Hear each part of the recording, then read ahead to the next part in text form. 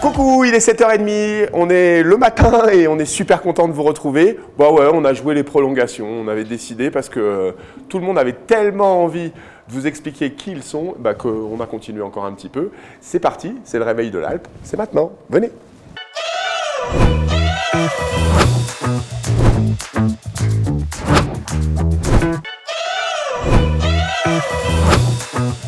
Voilà, l'émission peut commencer et je suis avec ma première invitée aujourd'hui, c'est Bibiane. Bonjour. Bonjour. Je l'ai bien dit? Oui, tu l'as bien dit. Mais Bibiane avec 2 B, là il faut que tu m'expliques un peu. Est-ce que c'est un moment, on est un peu dyslexique. Je ne connaissais pas en fait ce prénom avec 2 B. Il y a une origine spécifique ou c'est un choix de tes parents? C'est un choix de mes parents et les origines sont les mêmes que Viviane, c'est breton. Ah. C'est juste une modification, mais je ne suis pas pour autant bretonne, ni espagnole comme on pourrait croire. Mais ouais, alors moi c'est marrant, j'étais plus sur un côté slave du truc, mais non en fait, Bibiane, voilà, c'est un choix comme ça. Bon bah c'est bien comme ça, tu es la seule à t'appeler Bibiane, t'en connais d'autres? Non. Non. Eh ben moi non plus. Est-ce que, alors on se retrouve ensemble aujourd'hui, bon alors à la tenue les gens ils commencent à se rendre compte un petit peu, ton métier à toi c'est pisteuse. Alors comment on sait, là je vous dis à vous qui regardez l'émission, comment on sait que tu travailles évidemment à la SATA et On Group, mais comment on sait que tu es pisteuse et non sur les remontées? C'est qu'il y a cette petite croix qui est juste là avec un i dessus. Alors c'est quoi le travail de pisteur, c'est quoi le travail de pisteuse? Comment ça commence le matin? C'est quoi ta journée type de pisteur? On attaque le matin par les ouvertures. D'accord. Donc, c'est-à-dire vérifier qu'il n'y ait rien de particulier qui soit dangereux sur la piste. Que les filets soient bien au bon endroit. Exactement, qu'ils soient bien au bon endroit, qu'ils soient tendus, qu'il n'y ait pas trop de plaques de terre, ou du moins qu'elles soient signalées s'il y a terre, verglas, cailloux. Donc, ça veut dire que le matin, tu skis un peu avant nous? Oui. Quand c'est tout bien damé. Quand c'est tout bien damé, pam, t'arrives, c'est toi qui... Oui, mais bon, on l'a fait en s'arrêtant pratiquement tous les 50 mètres. D'accord. Donc ça, c'est le matin, on vérifie que tout est en place, etc. Ensuite, pendant la journée, c'est quoi le boulot de pisteur? Ça va dépendre des périodes, ça va dépendre de la neige. Allez, partons du principe qu'on est en période de vacances scolaires, il y a beaucoup de monde, qu'est-ce qui se passe? Et la neige est pas mal. Ok. En général, quand on dit que ça se réveille, c'est-à-dire que les secours se réveillent en fin de matinée. Bon, chaque journée n'est pas forcément identique, mais le matin, on essaie de remettre en place ou de faire les chantiers qu'on a besoin de faire, c'est-à-dire déneiger les matelas ou alors remettre des filets ou mettre de la signalétique en plus si besoin est. En tout cas, on essaie de péter la dynamique?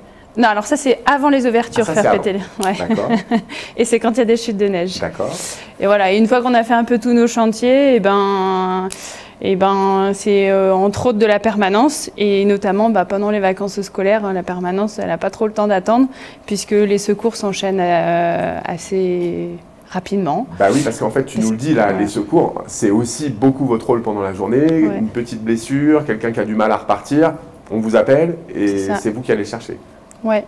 Si je reprends ça dans la vie réelle de tous les jours de tout le monde, vous êtes un peu les pompiers des pistes aussi. Enfin, c'est-à-dire qu'en plus de nous préparer les pistes, vous êtes un peu aussi le pompier des pistes. C'est-à-dire que vous faites les premiers soins, les premiers secours. J'imagine on est obligé d'avoir un brevet de secourisme quand on est pisteur. C'est exactement la même chose, ouais. On a les mêmes diplômes de base, de secours, donc PSE1, PSE2. Donc les pompiers, c'est la base aussi, c'est leur premier diplôme. D'accord. Donc c'est la même chose, on est secouriste, sauf que nous après on a une formation supplémentaire qui est orientée montagne ski.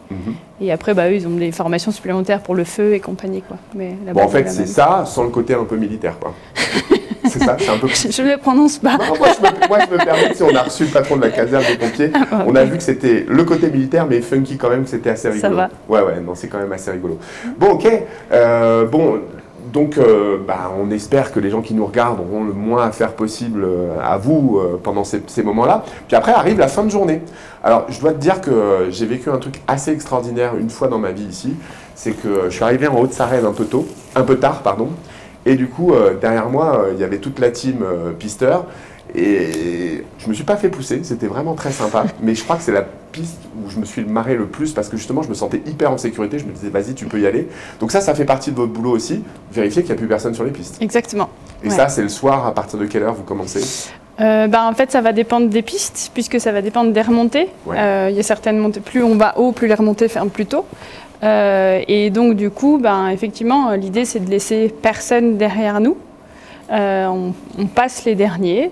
Donc, il y a certaines fermetures qui vont commencer aux alentours des 4h, 4h30 jusqu'à 5h30, voire même des fois ça déborde s'il y a des gens qui sont en difficulté, des gens qui sont un peu ivres. Voilà. Et donc, du coup, et puis, des fois, il y a aussi des secours justement qu'on découvre dans la fermeture et donc ça prend plus de temps. Admettons, il m'arrive un petit quelque chose, c'est pas super grave, mais il m'arrive un petit quelque chose, vous venez me récupérer en barquette, vous me descendez, je dois payer quelque chose? Oui. Vas-y, dis-moi. Tu sais à peu près ou pas? C'est systématique ou si on a une assurance, c'est pris en charge par l'assurance? Oui, alors, dans tous les cas, le prix, il y a un coût au secours. D'accord. Et après, c'est selon comment tu es assuré que tu vas pouvoir être pris en charge, où ce coût est pris en charge. Donc, c'est pour ça qu'il y a l'assurance qui est proposée quand on achète son forfait. Bien sûr. Il faut prendre. Voilà, prenez votre assurance quand il y a le forfait, parce qu'on ne sait jamais, on ne sait pas ce qui peut arriver, donc prenez-la. Les secours, je n'ai pas le prix exact en tête, mais ça varie aux alentours des 550 jusqu'à plus 800, 900, selon s'il y a eu l'écho, juste barquette, ou c'est aussi, je crois. Donc voilà, il y a un coût qui est quand même pas négligeable. C'est bien que tu l'aies dit, ça évitera les simulateurs et les simulatrices. Je pense que c'est bien que tu l'aies dit. Exactement. C'est pour ça qu'on essaye aussi de cerner en général. Bien sûr. Parce qu'on sait que derrière il y a un coût. Des fois les gens ne le savent pas, mais il y a des assurances comme la carte bancaire qui va couvrir, il y en a qui ont des assurances montagne qui va couvrir. Après c'est plus le rôle du central des pistes qui va essayer d'accompagner diriger les gens vers la bonne formule, avec ou sans pour pouvoir avoir assurance. une aide financière sur la... Pour les enfants qui nous regardent, en fait, nos pisteurs, c'est un peu la PAC patrouille des montagnes. C'est-à-dire que vous êtes là pour nous récupérer, il y a une cata, hop, ça y est, vous arrivez et tout se passe bien. Bon, on a appris plein de choses sur ce métier de pisteur, ça je suis super content. Maintenant, on a envie de savoir des choses sur toi. Alors, la question que je pose traditionnellement, c'est quel est ton premier rapport avec l'Alpe d'Huez, ton premier pas à l'Alpe d'Huez? Est-ce que c'est un cri de bébé? Est-ce que c'est le grand amour qui t'a amené ici? Est-ce que c'est le travail, tout bêtement? C'est le travail, tout bêtement. Désolée de te décevoir. C'est bien, non, ça ne me déçoit pas, c'est important le travail. Non, même que j'étais loin, donc j'avais fait un entretien en visio, donc ce qui fait que mon premier jour d'embauche, c'est le premier jour où j'ai mis les pieds à l'Alpe d'Huez. D'accord, donc c'était période Covid, j'imagine? Ouais, juste après, fin 2020. D'accord. 2021. Ah, donc t'es une petite nouvelle ici? Je suis une petite nouvelle, c'est ma deuxième saison. Ouais. D'accord, ok, exactement. Très bien. Alors, l'Alpe d'Huez, du coup, tu viens pour le travail. Bon, t'es de la montagne? Je suis de la montagne. T'es d'où? J'ai grandi en Haute-Savoie. D'accord. Je suis née en Haute-Savoie. Et j'ai migré il y a 2 ans dans le Vercors. D'accord. Pour retrouver un côté un peu plus sauvage. Nature. Il y a de plus en plus de monde en Haute-Savoie. C'est vrai. T'as vu, ici, c'est vachement préservé. Hein. On a encore des endroits sauvages. Non, t'es pas d'accord? Ouais. Si, quand même, quand on va se balader, on arrive à ne pas voir un seul bâtiment de temps en temps. Non, t'es pas d'accord? Youpi. Bon, allez, d'accord. Si, après, il faut aller derrière au niveau des lacs, oui, effectivement. Ouais. Là, c'est un peu plus sauvage, mais pour moi, à partir du moment où tu as des remontées partout, c'est pas sauvage. Ah, c'est vrai, on a reçu Robin qui nous expliquait que lui, il aime bien aller se balader et qu'il n'y ait pas une seule remontée. Et... personnellement, je fais plus du ski de fond ou du ski de rando que... Ah, t'es une fondeuse? Ouais, exactement. D'accord. Je me sers du ski alpin pour travailler, mais en général, j'en fais pas sur mes jours de congé. Donc ça veut dire que tu es une grande sportive, parce que faire du fond, ça veut dire qu'il faut se préparer un peu. Tu vas courir le matin avant d'aller bosser? Non. Ça m'arrive. Non. Non. Des fois le soir. Oui, je suis quand même assez active. J'ai toujours été sportive depuis que je suis petite. J'ai la chance d'avoir des parents qui aimaient la montagne aussi. J'y ai grandi. Et puis voilà, puis moi je suis arrivée dans le Vercors et maintenant là dans l'Oisans et je risque d'y rester hiver et été aussi. Un petit moment. Ouais. Tu sais que c'est un peu l'histoire que tous les gens nous ont raconté, tous ceux qui ne sont pas d'ici réellement, ils ont tous dit je suis venu un peu par hasard au départ ou pour le boulot ou par amour. Puis à la fin, ils disent ça fait 25 ans que je suis là. Et puis des fois, il y a tout qui se lie. Exactement. Après tout se mélange sans chevêtre. Enfin, on ne veut pas tout savoir. Bon, on sait déjà plein de choses. C'est super bien. Ça a été très très vite cet entretien. Moi, je suis super content. J'ai appris plein de choses. On a un dernier petit protocole à la fin. En général, on fait un jeu. Et du coup, je vais rebondir un peu sur ta provenance. Le jeu, il est simple. Je vais te dire un mot. Et toi, tu me trouves une chanson, s'il te plaît, qui contient ce mot. T'es prête? Bon, je prends la Savoie et ça va être super facile, je crois. La Dame de Haute-Savoie. Mais de Francis Cabrel. Quand j'étais fatigué d'un métier où tu marches, où tu crèves, j'irais dormir chez la dame de Haute-Savoie. Mais ouais, c'était Viviane qui était qui est une grande chanteuse. La prochaine fois qu'on se voit, je prends ma guitare et puis on se fait un vrai... J'ai le droit à un dernier petit mot? Mais vas-y, dis-moi. Oui, okay. Bien sûr, plus que tu as le droit. Il faut le dire. Du coup, c'est bientôt en plus. L'été, je suis accompagnatrice en montagne aussi et j'organise des treks. Oui. Du coup, je fais un trek au féminin au mois de juin qui sera dans le Vercors. D'accord. Donc, je profite de ma position de femme. Vas-y. Ce sera du 8 au 11 juin. Après, je fais un panorama des écrins, donc principalement dans l'Oisans, qui sera du 13 au 18 août. D'accord. Et je sais que pendant l'été, tu accompagnes les gens en, fait, en montagne. Moi, je travaille principalement en trek. Donc, c'est des séjours itinérants. C'est-à-dire qu'on part avec son sac à dos, on va de refuge en refuge. Donc voilà, c'est pour ça que c'est des séjours sur plusieurs jours. Et j'en fais un à l'automne, à La Réunion. Comment on s'informe? Comment on te trouve? Comment on fait pour ceux qui ont envie? Alors, si vous pouvez me trouver sur Facebook ou sur Instagram. Mon petit nom d'entreprise, c'est Simba. C'est un jeu de mots. Sim comme les montagnes, C-I-M-E-S. -BA, Bibiane, accompagnatrice. Et ton logo, c'est un lionceau? C'est un lynx parce que j'aime les félins et c'est plus facile, plus facile, tout est relatif, mais les lynx, il y en a plus par ici que des lions quand même. D'accord, je comprends. Ouais, trop bien. Bon, donc, vous avez vu, pour retrouver Viviane, si vous voulez partir avec elle, faire un trek, c'est possible, vous la retrouvez sur les réseaux sociaux. Il y avait aussi une autre info. Voilà, il y avait une autre info que tu voulais nous donner, et là, c'est purement à l'Alpe d'Huez. Exactement. Le derby du loup, c'est quoi? C'est quand? Le derby du loup, c'est une course, comme son nom l'indique, c'est un derby. Donc du coup, c'est le 11 mars. C'est le derby des pisteurs. Attention, c'est organisé par l'association des pisteurs. Donc il y a tout engin de glisse qui est accepté, télémarque, snowboard, ski. Luge. Luge, non on va pas prendre luge. Ah ouais, c'est chaud, c'est méga chaud quand même. Et donc, un derby, point A, point B, arrivée, plus rapide en bas. Et donc, ce sera suivi d'un petit contest DVA l'après-midi et le soir, soirée sous chapiteau avec concert et tombola. Donc, les tickets, vous pouvez les récupérer auprès des pisteurs, sous centrale. Et il y a un DVA Pelson à gagner, notamment, et d'autres petits lots. Et donc, renseignez-vous. Je sais qu'à l'Office du Tourisme, on donne un petit coup de main aussi pour l'organisation. Donc, venez vous renseigner chez nous et puis vous aurez toutes les infos sur le Derby du Loup qui aura lieu donc mi-mars, c'est ça? Le 11 mars. Le 11 mars. Et il y a aussi un Insta et un Facebook de l'association des pisteurs de l'Oisan. Et il y a toujours une très belle affiche. Ça fait plusieurs années que je la vois, il y a toujours une très très belle affiche qui est faite. C'est notamment grâce à Elisa. Ouais, je sais, c'est Elisa qui nous fait les affiches. Bon, tu l'as mérité parce que tu as été super de bonne humeur pendant toute cette interview. C'est le bracelet de la bonne humeur. N'hésite pas à nous en demander. Si tu as des gens autour de toi qui sont de bonne humeur, on te fera un plaisir de te donner un petit stock et tu pourras les distribuer à droite à gauche. J'ai envie de presque un deuxième cadeau. Je peux te faire un deuxième cadeau. Avec je fais très rarement. Tu peux demander à tous les gens, je fais très rarement. Tu pourras nous faire des petites photos avec Grignotte quelque part que tu nous enverras sur le compte grignotte.alpe d'Huez. J'emmène Grignotte avec moi alors. De temps en temps, volontiers. Allez, ça va. En trek l'été aussi? Ouais, grave. Allez, carrément. Ouais, je peux. Oh, merci Viviane. Écoute, c'est ta Grignotte. Il n'y en a pas beaucoup. Il y en a 150 qui ont été faites et il n'y en a vraiment pas beaucoup qui ont été faites. Ok. Donc merci Viviane. Bon, tu sais quoi maintenant? Il faut qu'on dise vraiment au revoir aux gens parce que sinon on va trouver des trous. On va regarder cette caméra-là et on va dire que la bonne humeur soit avec vous. T'es prête? 1, 2, 3. Que la bonne humeur soit avec vous.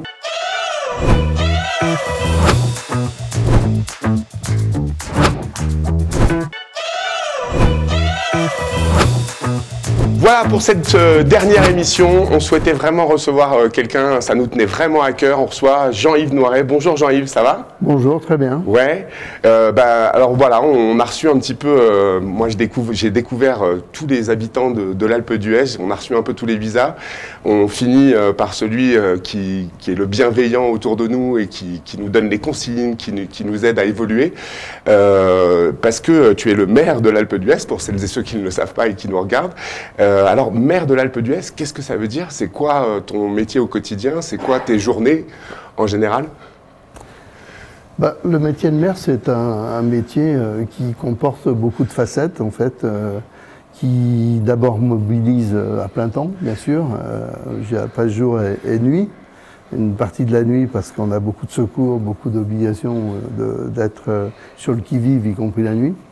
Mais par contre, c'est un métier qui est très large ici, puisque c'est non seulement une commune, mais c'est une commune atypique. C'est ça la particularité. Voilà, avec des vacanciers, avec des remontées mécaniques. Donc, et puis tu passes de 1400 à combien en 1400 2 jours? Et cette semaine, pendant les vacances de février, là, on est monté à plus de 22 000, 25 000, ça dépend un petit peu des semaines. Skieurs, ce qui ne veut pas dire qu'il n'y a pas encore un peu plus de personnes sur l'Alpe. Donc je crois que le maximum de nos lits, c'est 26 000.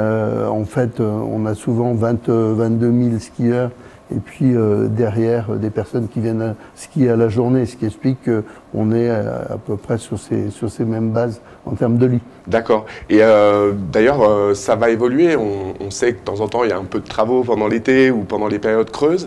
Ça va évoluer. On va aller jusqu'à combien de lits à l'Alpe d'Huez à peu près? Alors, en fait, on va revenir au nombre de lits touristiques, oui. Commerciaux, lits chauds, de ce qu'on avait dans les années 95. En fait, on a perdu beaucoup de lits. On est passé de 33 000 lits au total à 26 000 lits. On a perdu des hôtels, on a perdu des places, des lits dans des appartements qui étaient loués avant pour 6 personnes, qui sont loués aujourd'hui pour 4. Donc on a descendu notre nombre de lits global à 26 000. Mais par contre, ce qui était plus grave, c'est que le nombre de lits touristiques, qui était à l'époque déjà de 14-15 000, était redescendu à 7 000. Et oui, et du coup, il fallait un petit peu... Il fallait remonter. Notre économie n'est valable que si on tourne aux alentours de 14 000 lits. C'est notre objectif de remonter à 14 000 lits. Aujourd'hui, on est à peu près à 12 000. On a encore 2 ou 3 000 lits à faire, mais on va perdre encore quelques lits touristiques. Donc au final, là où on pensait avoir 36 000 lits par le passé, on arrivera au maximum de 32 33 000 au final. Et après, on ne fera plus rien. C'est ce qu'il faut bien comprendre, c'est que... Oui, c'est la loi. C'est la loi qui nous imposera ça, c'est la loi zéro artificialisation. Ça veut dire qu'on ne peut plus s'étendre, ça veut dire qu'on peut simplement construire la ville sur la ville. Donc des surélévations, on en a déjà beaucoup qui sont faites, et heureusement. Ça veut dire qu'on maintient aussi à la fois la rénovation et l'isolation des bâtiments. Donc on répond à cette demande, en fait, en essayant de pérenniser pour les 30-40 prochaines années. Pour l'instant, c'est la vision que l'on a au niveau de la neige. Un nombre de lits touristiques suffisant. Non, notre point aujourd'hui, c'est vraiment, nous, de travailler en parallèle l'accès pour de l'habitat permanent. C'est aujourd'hui le volet qui nous préoccupe beaucoup et qui nous occupe beaucoup, c'est de travailler en direction d'une possibilité pour les personnes d'habiter ici de façon permanente. De venir passer sa retraite ici. De venir passer sa retraite ici, même de pouvoir, pour ceux qui travaillent, oui. Investir ici, acheter ici, alors qu'on voit bien qu'on a beaucoup de personnes qui descendent dans la vallée. Bon, la vallée commence aussi à saturer en termes de possibilités d'urbanisation. Le lien, justement, de la liaison qui pourrait sortir d'ici 3-4 ans entre Bourg et Huez. Après, il faut que beaucoup de gens mettent la main à la poche, hein, parce que c'est quelque chose qui va coûter c'est souvent le nerf de la guerre. Relativement cher, c'est ça. C'est à peu près 12 millions pour le département, pour la région, pour l'État. Donc, et nous, on complétera donc, pour le fonctionnement, ensuite, c'est très cher. Mais tout ça permettra peut-être à des personnes aussi, peut-être de bosser sur Bourg et d'habiter sur l'Alpe. En tout cas, ce qu'on est en train d'essayer de faire, c'est de donner la possibilité à des personnes qui veulent habiter ici, sur place, d'acheter un appartement ou de louer un appartement. On a à peu près 160 appartements qui sont justement dédiés à de l'habitat permanent. Ça veut dire que la zone est dédiée à de l'habitat permanent et voilà, c'est ce qu'on cherche aujourd'hui. Bon, plein de projets, plein de perspectives. Bon, maintenant, on va aller te chercher un petit peu sur un plan personnel. L'arrivée de Jean-Yves Noiret à l'Alpe d'Huez, c'était un cri de bébé, c'était un appel du ski, parce qu'on ne l'a pas dit encore, mais tu es un moniteur de l'ESF, tu es encore un moniteur de l'ESF. Je crois que tu valides même parfois les futurs moniteurs de l'ESF. Alors, à quel moment c'est arrivé dans ta vie, ton arrivée à l'Alpe d'Huez?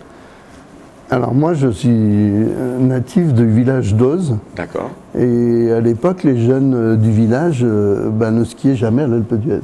D'accord. Le ski était vraiment orienté vers les deux Alpes, avec un accès à des forfaits de ski qui étaient beaucoup plus accessibles pour les gens de la vallée. Donc c'était comme ça, et quand je venais sur l'Alpe, c'était souvent pour monter au premier tronçon, pour faire la piste de Ptoutran en hors-piste, puisque mes parents avaient le petit bar du village, et donc on descendait jusqu'au village en ski, et les moniteurs descendaient régulièrement toutes les semaines avec un bus, voire 2 bus. À l'époque, les gens avaient plus de temps, on pouvait traîner un petit peu le soir, et on rentrait vraiment très tard, et on faisait des sorties de ski là-bas.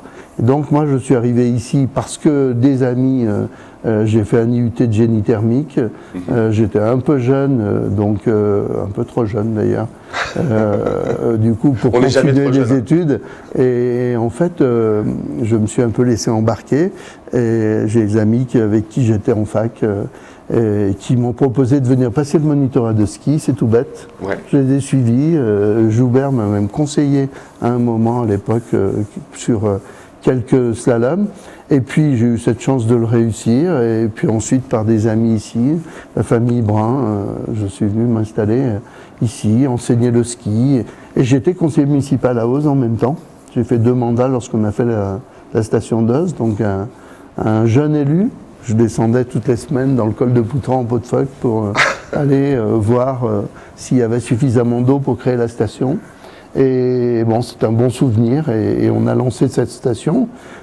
J'ai eu l'occasion de m'occuper bien sûr de l'école de ski d'Eauze, pareil à Auris, pareil à Villars-Rucula, et puis j'ai pris la direction de l'école de ski de l'Alpe en 85, donc pendant 21 ans.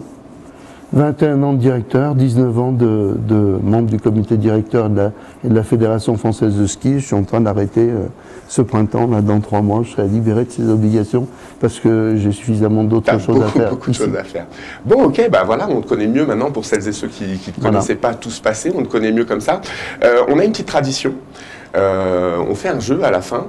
Et je sais que toi aussi tu as des traditions, et je sais que par exemple, lorsque tu fais un mariage à la mairie, systématiquement, tu commences avec un petit poème.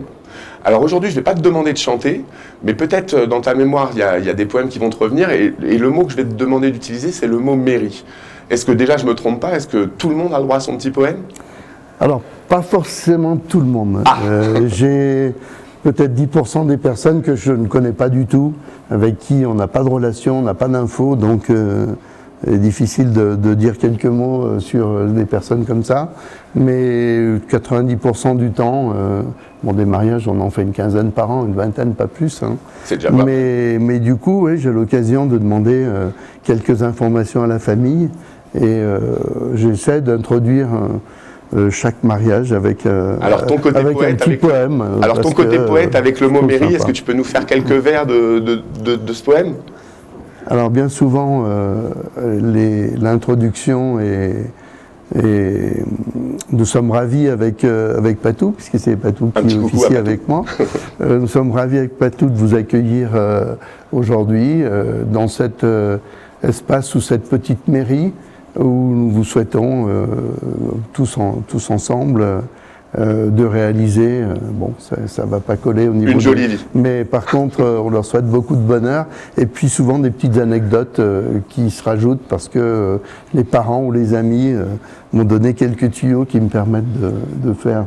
Bon, cette émission, elle a aussi une petite tradition, c'est déjà, je te passe le bracelet de la bonne humeur de l'Alpe d'Huez, voilà, c'est tout le monde le porte maintenant de plus en plus, et tu vois, ça... J'en ai un déjà. Ben ouais, parce que tu es venu faire un logo humain avec nous, je me souviens très bien, et c'était un bon moment.